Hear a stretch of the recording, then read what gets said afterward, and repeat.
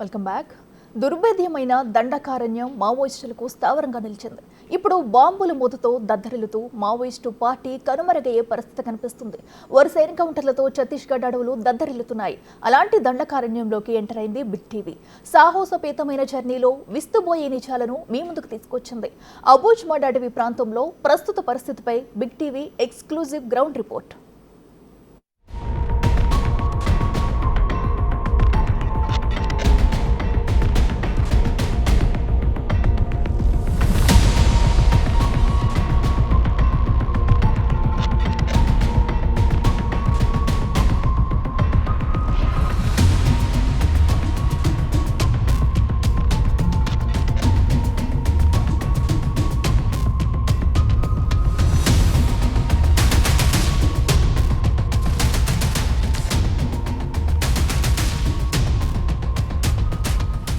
చుట్టూ అందమైన ప్రాంతం, కనీసం రోడ్డు సౌకర్యం చక్కగా లేని ప్రాంతాలు. ఈ అబూజ్మడ్ అడవులు అంటేనే వీటికి ఒక పెట్టిన పేరు. ప్రకృతితో సంతోషంగా ఉన్నటువంటి ఆదివాసీ ప్రజలు.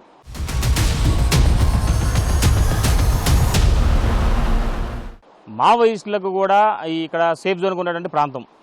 అలాంటి ప్రాంతాలకు ఎవరూ సాహసం చేయలేని విధంగా బిగ్ టీవీ సాహసం చేసుకుంటూ ఇప్పటికే అనేక వాగులు వంకలు సెలేర్లు దాటుకుంటూ ఫైరింగ్ జరిగిన ప్రాంతానికి వెళుతూ ఉంది.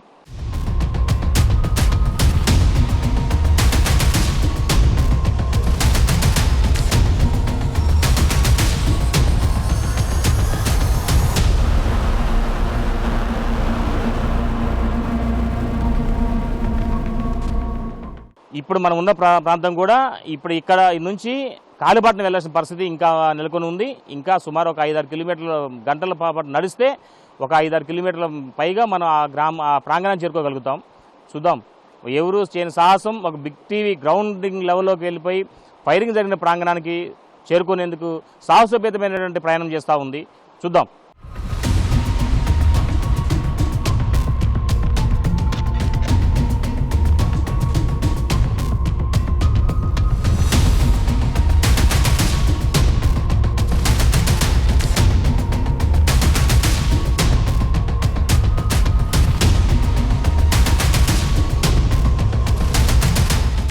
మొత్తానికైతే కాల్పులు జరిగినటువంటి ప్లేస్కి మనం ప్రయాణం చేస్తున్నాము. ఇంకా గుట్టలు ఎక్కుతున్న నేపథ్యంలోనూ విభిన్నమైనటువంటి కొన్ని మనకి ఆనవాళ్ళు కనపడుతున్న నేపథ్యం అయితే ఉంది. మొత్తానికైతే ఇక్కడ అసలు ఏరియాలో ఎవరు మనుషులు సంచరించేటువంటి సాహసం లేదు. అలాంటి ప్రదేశాల్లో ఎర్రటి అంటే ఇది మరి వాళ్ళు ఈ రెడ్డి మార్కులు అనేది చాలా కూడా వివిధ ప్రాంతాలు చాలా వరకు కనపడుతున్న నేపథ్యం మనం చాలా క్లియర్ విజువల్ చూసుకోవచ్చు. మరి బ్లడ్డా ఏంటా అనేది కూడా అర్థం కాకపోయే పరిస్థితి మనకైతే ఉంది. ఇప్పుడు మనం క్లియర్ చూసుకోవచ్చు. ఇది చివరకు ఈ ఆకు చివరను కూడా బ్లడ్ లెక్కనే అదొక కారిపోతున్నట్టు అనిపిస్తూ ఉంది. ఒక అడుగున సైడ్కి మనం చాలా క్లియర్ విజువల్ చూసుకోవచ్చు. చూడొచ్చు మనం క్లియర్గా విజువల్ చూసుకోవచ్చు. ఎంత అంటే ఇది ఏంది అసలు ఈ పరిస్థితి? ఇది నిజంగా ఇలాంటి ఘటన మనం ఊహించుండం. ఇలాంటి పొజిషన్లోకి మనం బిగ్ టీవీ సాహసోపేతంగా వెళ్తున్న నేపథ్యం అక్కడ కానీ ఇక్కడ కానీ ఇది కూడా అట్లానే ఇదే పరిస్థితి ఉంది. ఇదంతా పసుపు చెట్లు లెక్క ఉంది మొత్తం కూడా. ఈ ప్రాంతం అంతా కూడా ఎక్కువ మన అడుగేసే కూడా చాలా భయంకరమైన పరిస్థితులు ఎదురుపడతా ఉన్నాయి. ఇక్కడ మరో చూసుకున్న మాత్రం రీసెంట్గా ఇది ఇటీవల నిన్న కానీ ఈ మొన్న కానీ ఈ కొట్టేసినట్టు పొజిషన్ అంటే ఎదురు పచ్చని యొక్క బాంబూస్ అంటారు ఇవి, ఈ ఎదురుగారలు ఇవన్నీ కూడా అంటే మనకు ఆనవాళ్ళు దొరుకుతాయి. అంటే ఈ ఆనవాళ్ళు అసలు ఎవరు వస్తారు దీనికి? ఇన్ని గుట్టలు దాటి ఇంత దట్టమైన కారడవిలోకి చీమలతో చిట్టడవి ఇదంతా కూడా ఇలాంటి పొజిషన్లోకి ఇంత భీకరమైన అడవిలోకి ఇవన్నీ కనపడుతున్నాయి. అంటే నిజంగా ఇక్కడ ఆనవాళ్ళు ఉన్నట్టు అంటే వాళ్ళు నివాసం అంటే వీళ్ళకి కార్యకలాపాలు చేసుకున్నారు కాబట్టే ఈ యొక్క అబూజ్మడ్ అడవులకు ఇంత ప్రాధాన్యత వచ్చింది. మొత్తానికైతే ఇక్కడ ఈ యొక్క ఏదైతే జరిగిందో ఇక్కడ ఫైర్ మన ఎన్కౌంటరు ఈ ఘటనకు చాలా ఆనవాళ్ళు కనపడుతూ ఉన్న నేపథ్యం ఉంది. మరి కొన్ని చోట్ల అయితే ఈ బాంబూస్ కర్రలు కొట్టేసి పడిన ఉన్నాయి రీసెంట్గా. అంటే నిన్నో మొన్నో కొట్టి పడేసినట్టుగా చాలా ఆనవాళ్ళు కనపడుతుంది మనకైతే. ఇవన్నీ ఇంకా మనం ఎన్ని చూద్దాం. ఇంకా మనం ఎక్కుతూ ఉన్నాం కదా ప్రజెంట్ అయితే. ఇంకెంతవరకు ఎక్కాలి చూద్దాం. మనం పోయే దారంతా కూడా ఇలాంటి రాళ్ళే. మనం ఏ ప్రాంతానికి పోయినా మన పొజిషన్ కూడా ఇదే. ఇలాంటి ప్రదేశాలకు పోయి మనం ప్రయాణం కొనసాగిస్తున్న పద్ధతి అయితే ఉంది.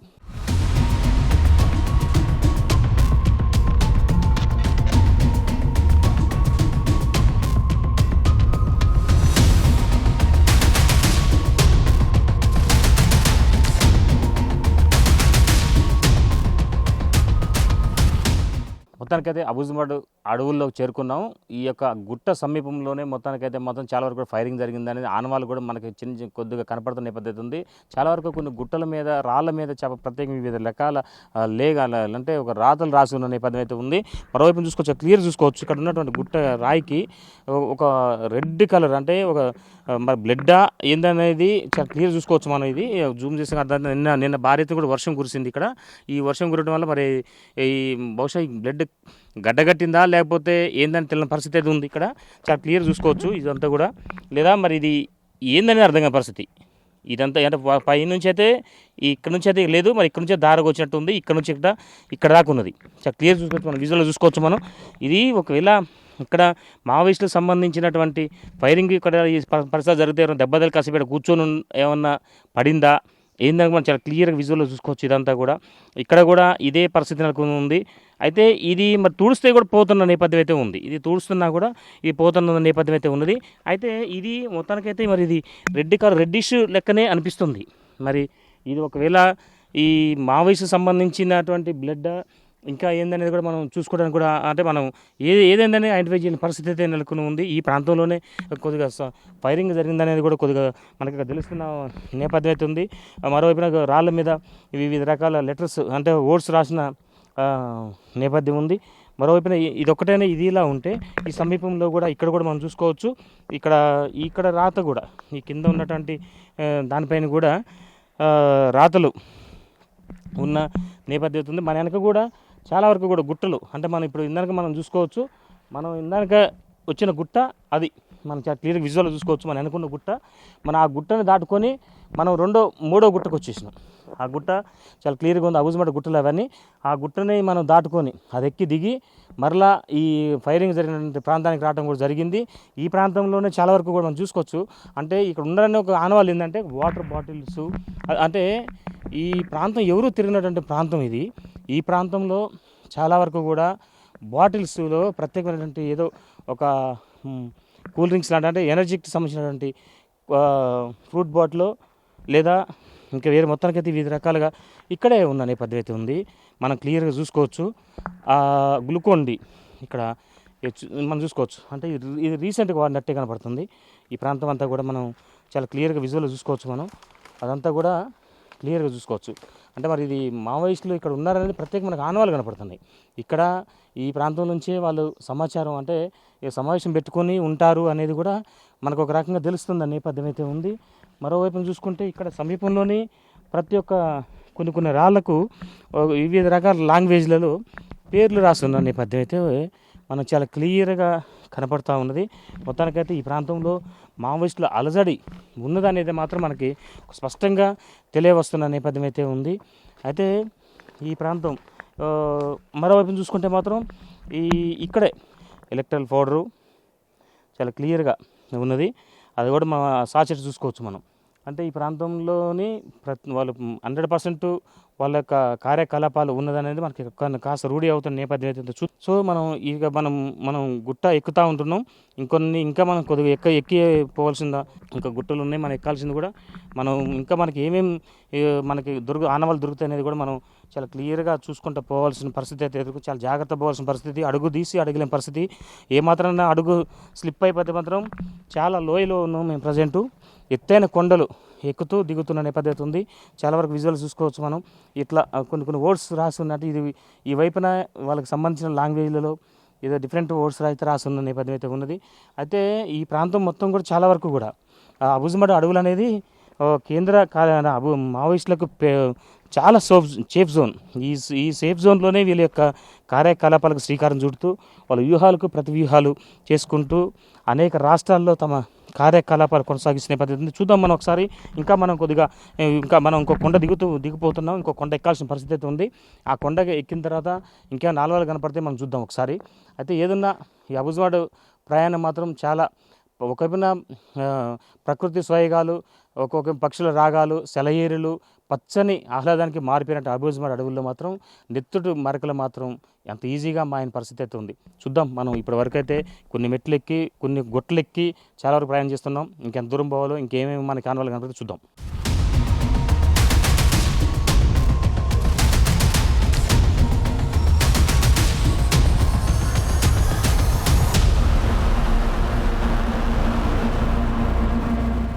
మనం మొత్తానికైతే అబూజ్మడ్ ఎన్కౌంటర్ జరిగిన ప్రాంతానికి మనం చేరుకుంటున్నాం. ఆ ప్రాంతంలో మొత్తానికైతే ఏదైతే నారాయణపూర్ జిల్లాలో ఈ యొక్క అబూజ్మడ్ అడవులు ఉన్నాయో మొత్తానికైతే ఈ అడవుల్లోకి మనం వెళ్తున్న నేపథ్యంలో మనకి ఇప్పుడు అంటే గత 2-3 రోజుల క్రితం వండుకున్న అన్నం అంటే ఈ అన్నం ఒక మనకి బాగా వాటిని పడేసినటువంటి మనకి ఆనవాళ్ళు కూడా కనపడుతున్న నేపథ్యం ఉంది. అన్నం వండుకొని వాటిని తినకుండానే వాటిని బయట పడేసినటువంటి ఆనవాళ్ళు మనకు చాలా క్లియర్గా మనం ఇక్కడ చూసుకోవచ్చు. మనం ఒక ఎక్కుతున్న ప్రతి ఒక్క మెట్టుకు అన్నట్టుగా మనకు ఒక ఆధారాలు పూర్తిగా దొరుకుతున్న నేపథ్యం అయితే ఉంది. మనకి ఎక్కడ కూడా ఇంతవరకు మనం అసలు ఈ వెనకడు వేయట్లేదు, కానీ వర్షం వచ్చే లెక్క చూసిన కనపడతా ఉన్నాయి. మొత్తానికైతే వాతావరణం కూడా చాలా వరకు కూల్గా ఉన్నది. అన్ని విషయంగా చూసుకోవచ్చు మన ఈ అన్నం పొజిషన్ చూసుకుంటే ఇప్పటిదైతే కాదు ఇది. ఈరోజు నేను మొత్తం రెడ్డిష్ కూడా వస్తుంది, అంతా కూడా ఖరాబ్ అయిపోయి ఇక్కడ రెడ్ కలరు, ఇక్కడ ఇది రెడ్డి, ఇది రెడ్ కలర్, ఇక్కడ రెడ్ కలర్, మొత్తం ఫంగస్ ఇది ఇక్కడ ఇలా ఉంటే అంటే వీళ్ళు మొత్తానికైతే బేస్ క్యాంప్ ఇక్కడ ఉన్నదనే ఈ ప్రాంతంలో కూడా అంటే సంచరించారు అనేదానికి ఇది ఇలా ఉంటే మరోవైపును కూడా చూసుకోవచ్చు మనం. ఈ అక్కడి నుంచి ఇక్కడ కూడా మనకు ఇటు కూడా ఇదే పరిస్థితి నెలకొని ఉంది. ఇక్కడ కూడా ఆనవాళ్ళు చాలా కనపడుతున్న నేపథ్యం అయితే ఉంది. ఈ ప్రాంతంలో కూడా మనం చాలా క్లియర్ చూసుకోవచ్చు.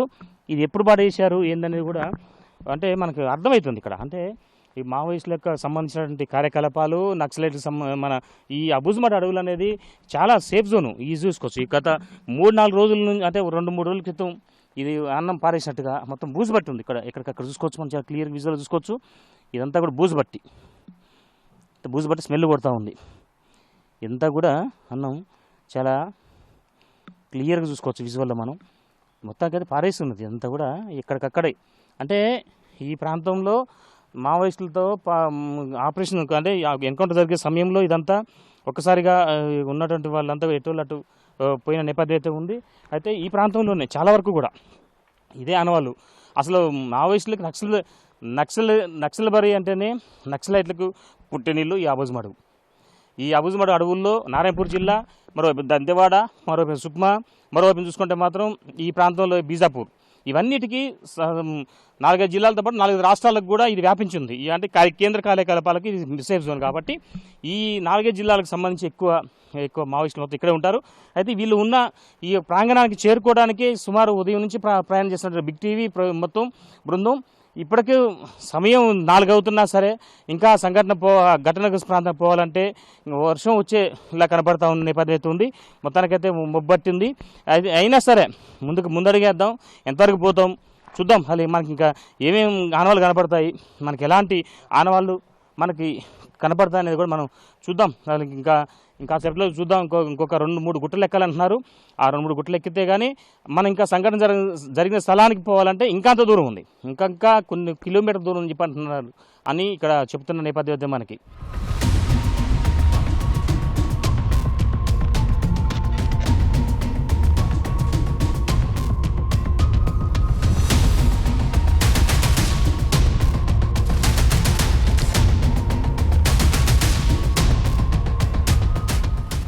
మొత్తానికైతే సాహసోపేతమైన ప్రయాణం చేసి వాగులు, వంకలు, సెలయేరులు దాటుకుంటూ అబూజ్మడ్ అడవుల్లోకి అయితే చేరుకున్నాం.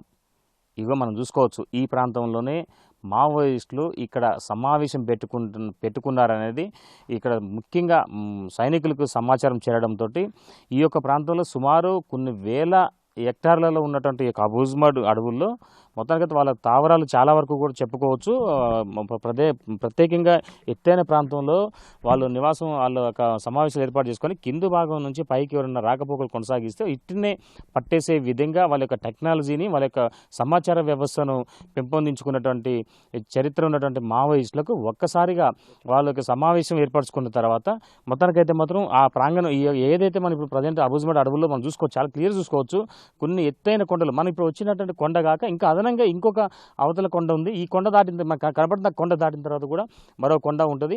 అట్లా కొన్ని కొండలు ఎక్కుతూ దిగుతూ ఉన్న నేపథ్యంలో మొత్తానికైతే మావోయిస్టుల యొక్క సెంట్రల్ జోన్గా ఇది సేఫ్ జోన్. ఇదంతా కూడా ఒకవైపు సుక్మా కావచ్చు, ఒకవైపున దంతెవాడ కావచ్చు, మరోవైపున బీజాపూర్ కావచ్చు, ఈ ప్రాంతం మరో మహారాష్ట్ర కావచ్చు, గడ్చిరోలి కావచ్చు, ఏ ప్రాంతానికైనా సరే మావోయిస్టులకు కాస్త ముప్పు ఉన్నా కానీ ఈ యొక్క అబూజ్మడ్ అడవులు మాత్రం సెంట్రల్ కార్యకలాపాలకు కేంద్రంగా ఇది మొత్తానికి చాలా సేఫ్ జోన్గా ఉన్నటువంటి నేపథ్యం అయితే ఉన్నది మావోయిస్టులకు. అలాంటి ప్రాంతం నేతృత్వంలోని ఈ యొక్క ప్రాంగణానికి సమావేశం అయ్యారు. రాష్ట్ర కమిటీ మొత్తానికైతే మాత్రం ఈ ప్రాంగణం చేరుకున్నది. వాళ్ళకి ముఖ్యంగా అత్యవసర సమావేశం పెట్టుకున్నారు అనేది ఒక ఒప్పందడంతో మొత్తానికైతే మాత్రం అందరూ కూడా మొత్తానికైతే ఈ యొక్క కొన్ని వేలాది మంది వందలాది మంది బెటాలియన్గా ఏర్పడి అందులో మహిళా బెటాలియన్ కావచ్చు, మరోవైపున కోబ్రా దళాలు కావచ్చు, సిఆర్పిఎఫ్, బిఎస్ఎఫ్తో పాటుగా ఇక స్పెషల్ పార్టీ ఫోర్స్ మొత్తం కూడా సుమారు 1500 మంది ఒక బెటాలియన్గా ఒక ప్రత్యేకమైన ఆపరేషన్ మొదలుపెట్టారు.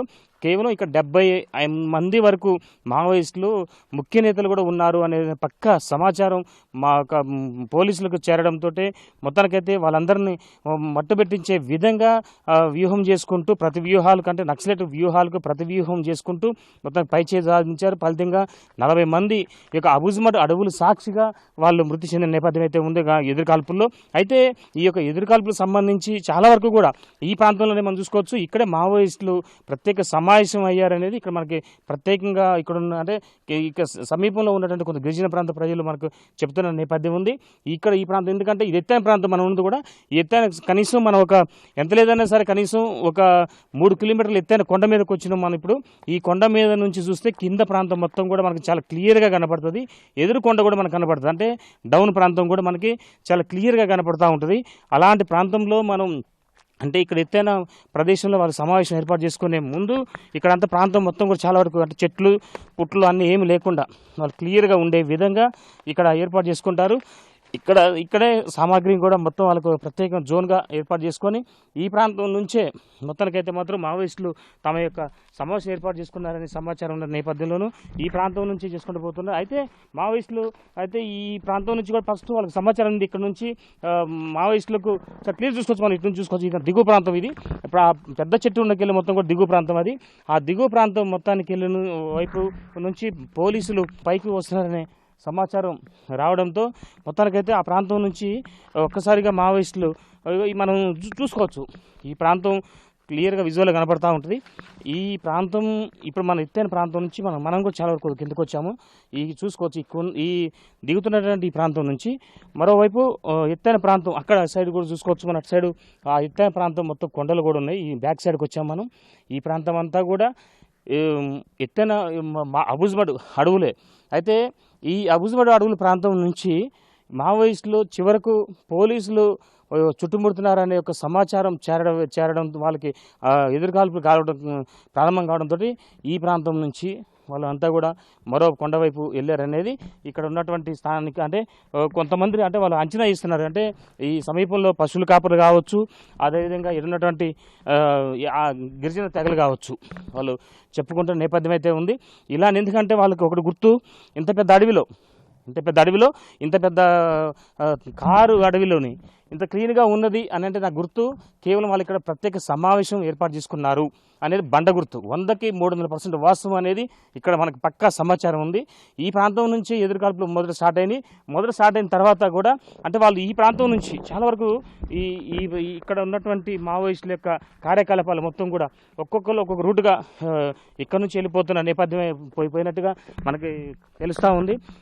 ఈ రూట్లో పడి ఏ రూట్కి వెళ్ళినా సరే ఇక వాళ్ళు ఇక ఎదురుకాల్పులు మొదలు పెట్టుకుంటూనే ఏ ప్రాంతానికంటే ఎవరు దోచిన విధంగా ఆ లైన్లో కలిసి అటు వెళ్ళిపోతున్న నేపథ్యం అయితే ఉంది.